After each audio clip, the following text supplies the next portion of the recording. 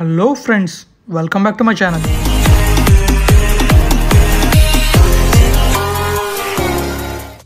Friends, ఈ vlog వచ్చేసి ఏంటంటే మనం విజయవాడ వెళ్ళాం కదా. విజయవాడలో ఫ్లైఓవర్ ఆల్రెడీ కన్స్ట్రక్షన్ చేశారు NH16లో. అండ్ ఒక ఫేజ్ అయితే కంప్లీట్ అయింది అండ్ సెకండ్ ఫేజ్ ఇంకా అండర్ కన్స్ట్రక్షన్లో ఉందన్నమాట. దాని గురించి మీకు ఇప్పుడు నేను చెప్పబోతున్నాను. ఈ ఫ్లైఓవర్ వచ్చేసి ఎగ్జాక్ట్గా నోటల్ ద్వారా స్టార్ట్ అవుతుందండి.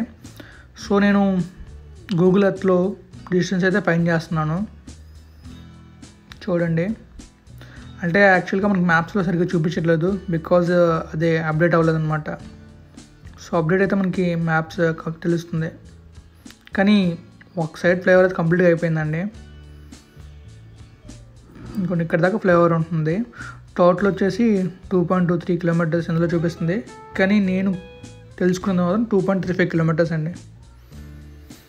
ఇది మన NH16లో కడుతున్న ఫ్లైఓవర్. ఈ ఫ్లైఓవర్ వల్ల చాలా అంటే చాలా ట్రాఫిక్ కష్టాలు తీరిపోతున్నాయి. లేకపోతే చాలా డిఫికల్ట్ అండి ఆ రూట్స్లో వెళ్ళడం మాత్రం. చాలా అంటే చాలా హెవీ ట్రాఫిక్ ఉంటుంది అక్కడ. బికాజ్ మేము అది ఫేస్ చేసాం కాబట్టి చెప్తున్నాను అనమాట.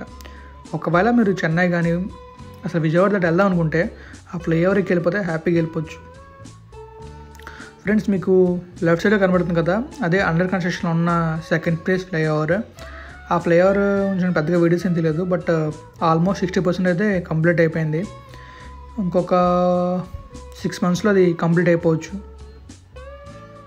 సో అప్పుడు విజయవాడ వాసులకి ట్రాఫిక్ కష్టాలు తీరిపోతాయి. ఈ ఫ్లైఓవర్ని కన్స్ట్రక్ట్ చేస్తుంది Lakshmi infrastructure and development India private limited అండి, LIDIPL కంపెనీ. ఈ కంపెనీని శ్రీ వేములపల్లి రవికిరణ్ గారు 2004లో స్థాపించారనమాట. ఇంకా మనం ఫ్లైఓవర్ దగ్గరికి వచ్చామండి. యాక్చువల్గా ఇది ఒక టైమ్ లాప్స్ వీడియో, దాన్ని నేను స్లో చేసి మీకు ఫ్లైఓవర్ మొత్తం చూపిస్తున్నాను. సో మనం కరెక్ట్గా నోవటల్ చూసారా, నోవటల్ నుంచి ఫ్లైఓవర్ స్టార్ట్ అవుతుందండి. అండ్ స్క్రూ బ్రిడ్జ్ ఒకటి వస్తుంది. ఆ స్క్రూ బ్రిడ్జ్ దగ్గర ఈ ఫ్లైఓవర్ ఎండ్ అయిపోతుంది. యాక్చువల్గా మనం ఫ్లైఓవర్ ఎక్కి వెళ్తే ఒక 5 minutes కూడా చాలా ఎక్కువ. 3 minutesలో మినిమం ఆ 2.3 కిలోమీటర్స్ వెళ్ళిపోవచ్చండి. అదే ఫ్లైఓవర్ కింద నుంచి వెళ్తే ఈవినింగ్ టైంలో వెళ్తే 3 hours పడుతుంది ఆ ఫ్లైఓవర్ దాటడానికి. అంటే అంత ట్రాఫిక్ ఉంటుంది, చాలా చాలా ట్రాఫిక్ ఉంటుందండి. బికాజ్ మేము చాలా ఫేస్ చేసాం కూడా చెప్తున్నాం. వెళ్ళటం అంత ఈజీయో అటు నుంచి వెనక్కి రావడం అంత కష్టం అండి. బట్ అటుపక్క ఇంకా ఫ్లైఓవర్ కన్స్ట్రక్షన్ అవుతుంది కదా, అది కానీ కంప్లీట్ అయిందంటే సింపుల్గా అక్కడ ట్రాఫిక్ మొత్తం క్లియర్ అవుతుంది అండ్ ట్రాఫిక్ తక్కువగా ఉంటుందండి. అప్పుడు చూస్తున్నారు కదా ఎలా ఉందో ఫ్లైఓవర్.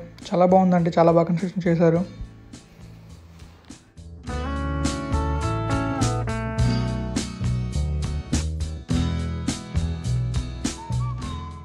ఇదిగోండి, ఇక్కడ నుంచి ఫ్లైఓవర్ ఎండ్ అయిపోతుంది అనమాట. అండ్ ఇది టైం ల్యాప్స్ అండి, సో చూసి ఎంజాయ్ చేయండి.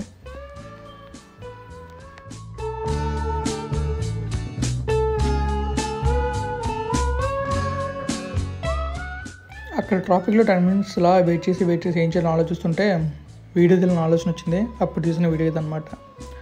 And this is the end to my video అండి. Hope you all know that these are my Facebook, Instagram and Twitter, YouTube channel links. Hope you'll subscribe and share my videos. Thank you friends. Thank you for your support.